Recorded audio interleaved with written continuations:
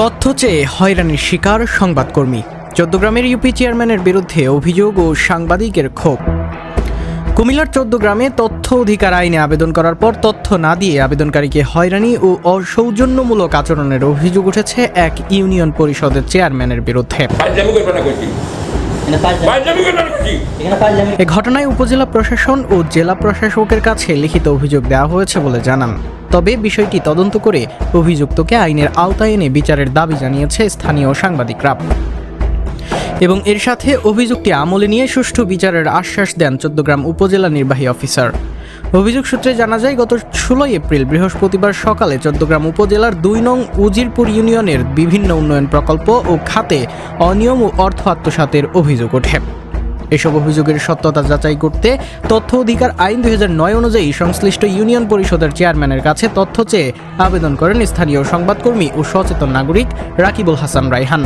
কিন্তু অভিযোগ অনুযায়ী চেয়ারম্যান তথ্য প্রদান না করে আবেদন গ্রহণে গড়িমসি করেন এবং আবেদনকারীকে হুমকি ও অসৌজন্যমূলক আচরণ করেন। ঠিক আছে, এখানে কি আপনার আছে কোনো কি পাইছো? আপনার এখানে কোনো আছে? তুমি কি পাইছো? আমি কিছু পাই নাই তো। না পাইলে তুমি পাইলে পরীক্ষা করতে কি বলবো? কি পাইছেন? ব্যাপারটা ফাজলামি করো। কি পাইছেন বলেন? রাকিবুল বলেন, আমি একজন নাগরিক হিসেবে আইন অনুযায়ী তথ্য চাইতে গিয়েছিলাম, কিন্তু আমাকে তথ্য না দিয়ে উল্টো অপমানজনক আচরণ করা হয়েছে। আমি এর সুষ্ঠু বিচার চাই। সাংবাদিক রাকিব হাসান রায়হান কুমিল্লা ক্রাইম বার্তাকে জানান, তো ফর্মগুলো দেওয়ার পরে উনি বলে যে আপনি এটা কি রিসিভ করে আমাকে একটা রিসিভ কপি দিয়ে দেন, আর এই তথ্যগুলো আপনাকে 20 দিনের ভিতরে সাবমিট করে। উনি ফর্মটা নিয়ে আসলে উগ্র আচরণ শুরু করে দেয় আমাকে। এক পর্যায়ে উনি গালাগাল, মানে এমন ব্যবহারটা আসলে একজন জনপ্রতিনিধির কাছ থেকে আমরা কখনো আশা করিনি।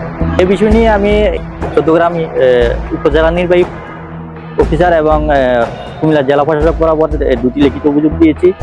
এখন আমি চাইবো যে এটা ষষ্ঠ তদন্তের ভিত্তিতে যাতে উনি ব্যবস্থা গ্রহণ করেন।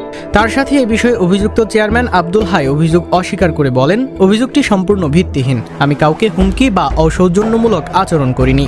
উনি একটা রাস্তা সীমানা দিতে পারে, এই সীমানায় এখানে অমুক জায়গা থেকে অমুক জায়গা দিছে, ইঞ্জিনিয়ারের প্ল্যানে এবং মাপে এতটুক যায় নাই, এটা গেল না কেন? এই প্রশ্নটা আমার কাছে আয়তো বলছে কেন, যে কাজ করছে সে করতে হবে, এই কথাই হয়েছে আমার সাথে।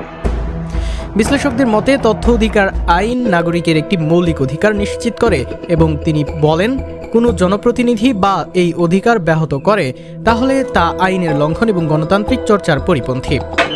2009 সালের তথ্য অধিকার আইন অনুযায়ী যে কোনো ব্যক্তি ইউনিয়ন পরিষদের চেয়ারম্যানের কাছে তথ্য চাইতে পারেন। তিনি তথ্য দিতে বাধ্য, আর যদি তিনি তথ্য না দেন তাহলে তিনি দেশের আইনের প্রতি অবজ্ঞা করেছেন।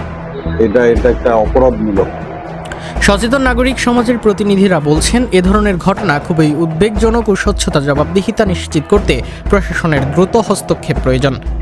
তথ্য সরবরাহ করা তো দূরের কথা, এই রকম আচরণ এটি কোনোভাবেই গ্রহণযোগ্য নয়।